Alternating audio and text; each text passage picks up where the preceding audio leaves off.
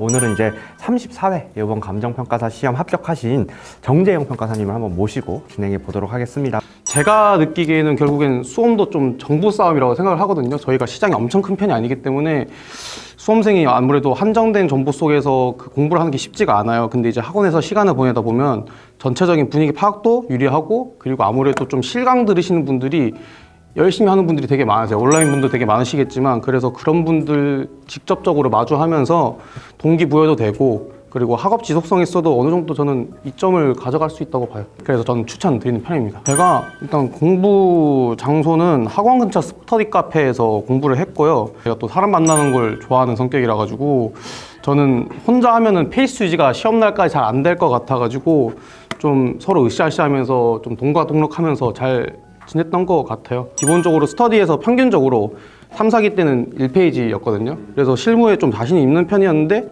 1교시 마치자마자 그래서 저는 제 실력대로 못 본 것 같아서 되게 직감을 많이 했고, 사례 선정이 제가 설정해 놓은 알고리즘대로 안 되니까 이게 갑자기 식은땀이 나면서 제가 스터디에서 단 한 번도 그랬던 적이 없는데 당황해가지고 시계 스탑워치 가는 거 10초 동안 그냥 계속 보고 있었어요. 시간이 가네 하면서 이제 그때부터 긴장해가지고 어떻게 해야 되지 하다가 문제 이번에 비례율 나오고 분담금들 나왔잖아요. 근데 저는 가액을 산정을 아예 못했어요. 단 한 개도 못 냈고, 그래서 총액이 안 나오니까 비례율이 얼마인지 안 나오고 연달아서 분담금인지 징수금인지 안 나왔어요. 그래서 대신에 비례율이 가지는 의미 같은 거 적어주고, 그러니까 아는 척을 최대한 하려고 했어요. 나이가 아는데 문제가 지금 너무 계산하기 힘들게 나와서 나 못 풀겠다, 제발 살려줘라, 이렇게 SOS를 많이 요청했던 것 같고, 제가 또 드리고 싶은 말씀은 이제 분명히 지금도 스터디에서 잘하는 분들 계실 거예요. 근데 그런 분들이 저를 포함해서 어떻게 되냐면, 시험장에서는 난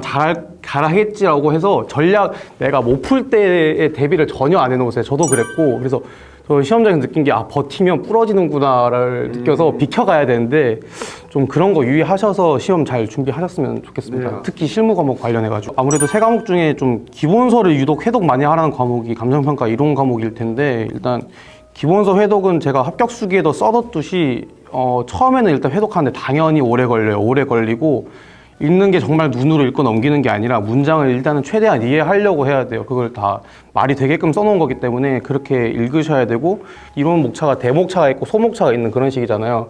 그런데 이 소목차가 왜 해당 대목차 아래에 있는지 조금이라도 생각하면서 읽으시면은 좀 있는데 기본서를 회독하는데 도움이 될 거라고 말씀드리고 싶고, 일단 기출 문제든 스터디 문제든 사실관계를 반영해야 되는 문제들이 있어요. 근데 이게 긴장하거나 급한 상태에서 이제 답안을 작성하고 있으면, 저도 그런데 나도 모르게 일반론만 쓰고 있단 말이에요. 그래가지고 저 같은 경우에는 먼저 스터디 같은 경우에는 문제지 받자마자 쓱 훑어보면서 사실관계 반영해야 되는 문제들은 별표 크게 쳐서 절대 까먹지 않게 그렇게 표시하는 식으로 했었고, 그리고 만약에 사실관계를 반영할 때 글이 잘 안 나간다고 말씀하시는 분들이 계세요. 그럴 때는 앞서 말씀드린 것처럼 기본서 회독하시면서 각 목차별 핵심 키워드를 활용해가지고 반영하는 게 제일 쉬워요. 기본서에 있는 내용 활용해서 최대한 저는 항상 스터디 답안 작성했었고, 그 3, 4기 때 그래서 평균적인 등수는 아마 1페이지 중후반 정도 됐던 것 같아요. 그래서 변동성 자체는 좀 적었다고 말씀드릴 수 있을 것 같고, 결국 성적 변동이 심한 이유는 내가 기본기가 약하기 때문이고,